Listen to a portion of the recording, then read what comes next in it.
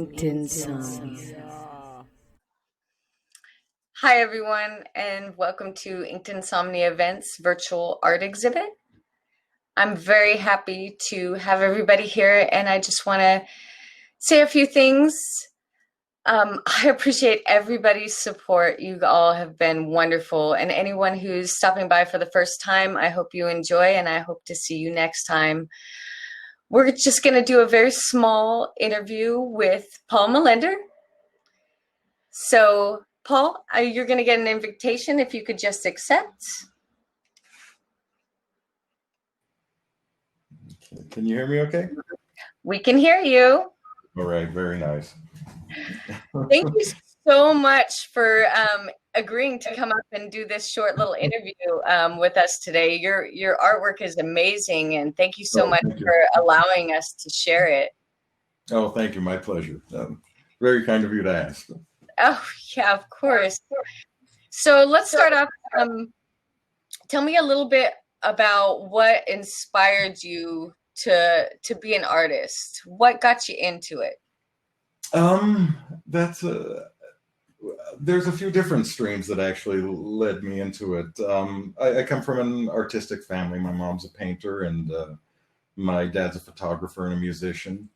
I was talking with Yulia a little bit earlier about this. When I was about 3, I had a drug overdose, an accidental drug overdose. And after that, I started drawing obsessively, like 5-6 hours a day. And it just escalated from there. Over the years, I just stacked on more and more time, and started studying anatomy when I was about 8. And so that's about the time I started doing oil painting and whatnot. So there may have been a lucky confluence of events that got me into art. It was always there, though. It's always been environmental. So I haven't really lived a life that art hasn't been part of. So I don't know anything other than that, really. I don't know.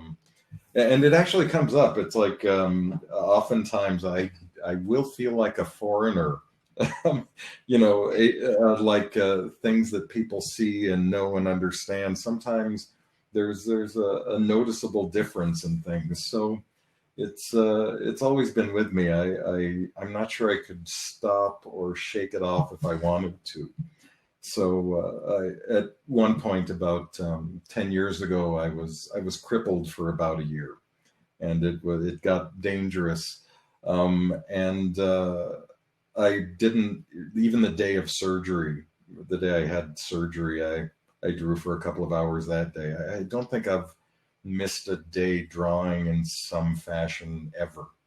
Every day. So it's pretty well wrapped up in me right now. I couldn't have, I couldn't shake it off if I wanted to. And there are times when I think about it, I'm like, well, I could have been Batman had things been different, or even other things. It's like for a while when I was a teenager, I actually thought about becoming a veterinarian until I actually thought that through and realized it isn't just hanging out with animals all day long. It's been a constant driver, but it's pretty embedded now. So did that answer the question, right? No, that's great. Creative roots. I can definitely identify with that, coming from creative family and working off tragedies and just letting art be your healer. Mm-hmm. I can definitely agree with that. So I did notice that you have a bit of a dark side when it comes to your art, which I can definitely relate to. I'm a big fan of creature art and a little bit of the mystic and magical side of art creation. So is there a reason for that, or you're just that's where you are in life? That's an interesting question, because I would have answered it differently a couple of years ago. I've always liked a term that comes up a lot with me that I throw out a lot is the extraordinary experience.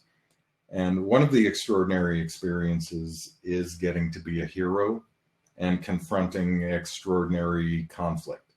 So a lot of times, like if I draw a monster and it's coming at you, or something going on that you're facing, it's because when you look at the image, you're looking through the eyes of the hero. You're looking through the being who's going to confront that thing. It allows you to be first person, and you are the hero. But I think there's a number of different ways that I could have gone about that. Over the last couple of years, I've been noticing and like retreading a little bit of my upbringing. And I grew up in a pretty poor and dark area. There, like a number of the kids who I started school with weren't there at the end. And it's come to my attention over the years, like just talking with friends and family who had shared similar experiences. It was dark. I mean, it didn't seem like thinking about it, it was not terrifying. Looking back, my childhood almost seemed ideal until I actually start pulling apart the details. And it's like there was murders everywhere. It was really bleak. And, I tend to think of things like my mom. I grew up in a trailer park, and my mom, she taught ballet in the trailer park. And I think of that and I go, oh, you see, we grew a garden. We had a vegetable garden that we grew in our small patch.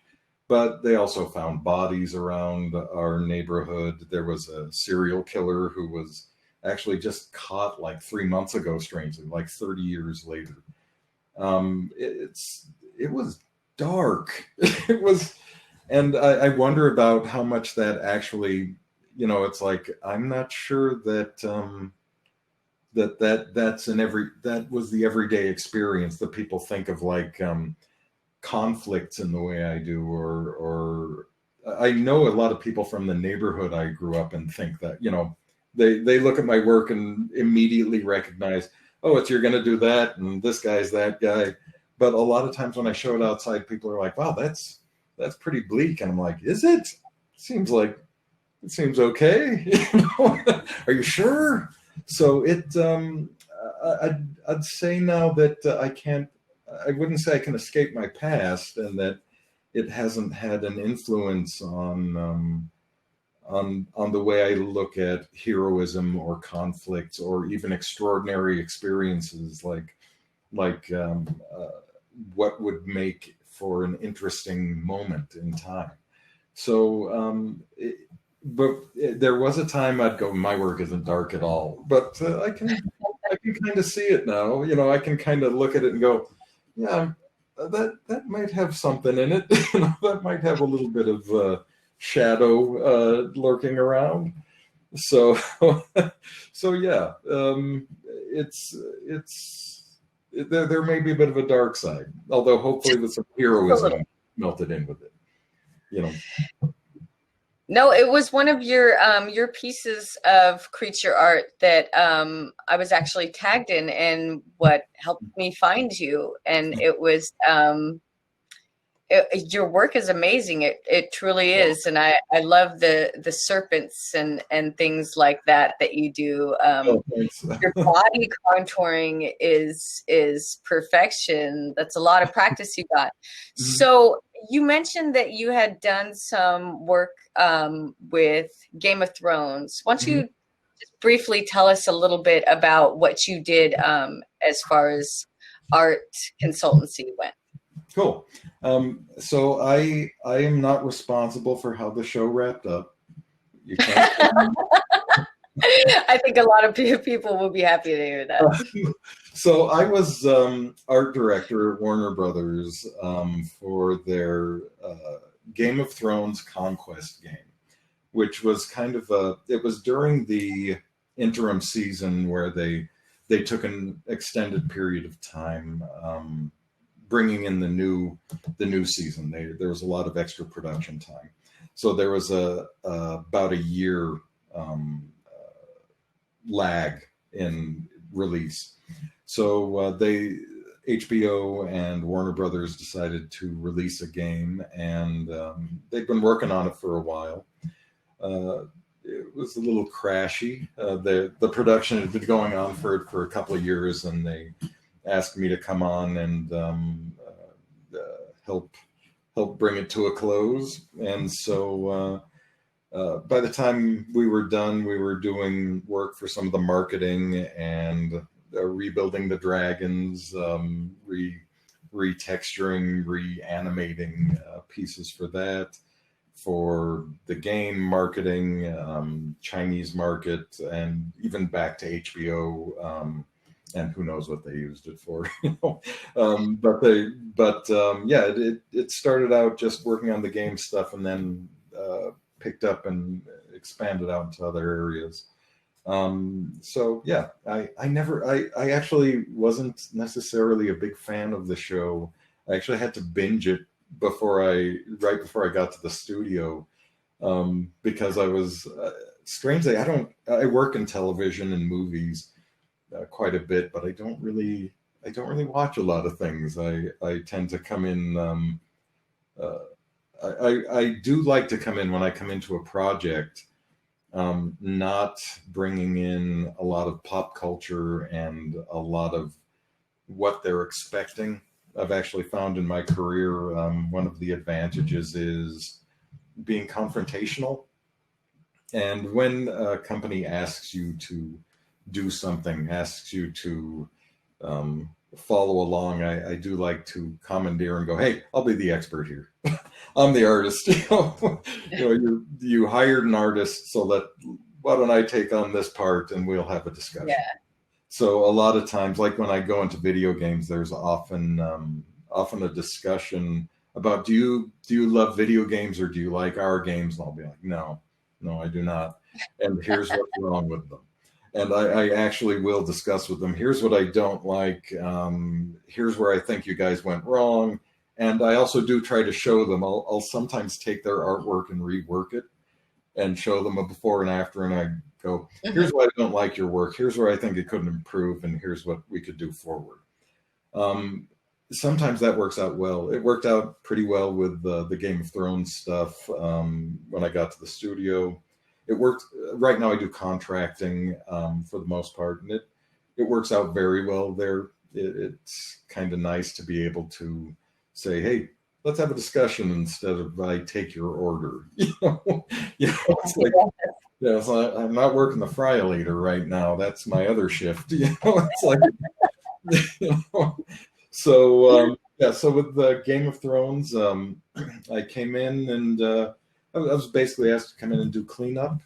And when it was closing out and I felt there wasn't much more for me to do except repeat what I'd been doing, I decided it was, I have tedium problems, I have boredom problems. I definitely don't like assembly line stuff. So yeah. Oh, that'll make you old. It's like I'm 22 right now. So, I mean, it's been a long year. But I don't like to rest on my laurels or just keep repeating stuff. So I decided it was time to go. Also, corporate life, I'm real hit and miss on. Yeah. I do have problems with authority on occasion. And it is nice to be able to work contract where you speak peer to peer, and so that comes up quite a bit. So, when the game was released, we were successful. I went, okay, done, we're good. See you later. So since then I've been working largely in concept art. A couple of the recent things, I did a lot of the creature work on. Haunting of Bly Manor, concept art on Tales from the Loop, Lock and Key. I think like the last year I worked on 50 shows or something like that. Oh, wow. And it was pretty fun. It was pretty nice. The working contract stuff, especially in 2019, It was probably the most successful year I had. Just I was working very steadily. Um, I tend to work fairly fast, so I'd take on a number of projects a week, allowed me to not get bored or rest on my laurels. So it was really nice. Yeah, it was Game of Thrones was an experience, but afterward, some of the stuff I worked on beyond that was pretty nice too. So yeah. No, that's great. I mean, that it helped you find out where you were really wanting to be as far as art goes, and working for yourself and being your own boss, as you said. Like that's awesome that you got to have that experience too, and to be a part of something that even though you may not be a fan, you don't watch things and everything, it actually was extremely popular. I hear everybody talking about it, so I mean, happy that you to be a part of that. I always hope I'm not a damper for the people who do like it. I do tend to be cranky though about shows and stuff, which I wouldn't encourage anyone to join me in. So as long as people have enjoyed the work, I'm always like, hey, that's great, that's cool. We're good. So yeah. Don't listen to my cranky oldness. I'm sure everything worked out fine. I think you're quite entertaining. We all have a little bit of cynicism in there. So yeah, we're going to get back to the tables, guys, but I just wanted to thank you so much, Paul, for letting us spotlight you and giving us a little more insight into who you are and your fun works. And I encourage everybody to move around to the tables and check out the whiteboards. And so thank you so much, Paul. Thanks, Kelsey, and thanks for inviting me and the kindness you've shown me in this. Very nice.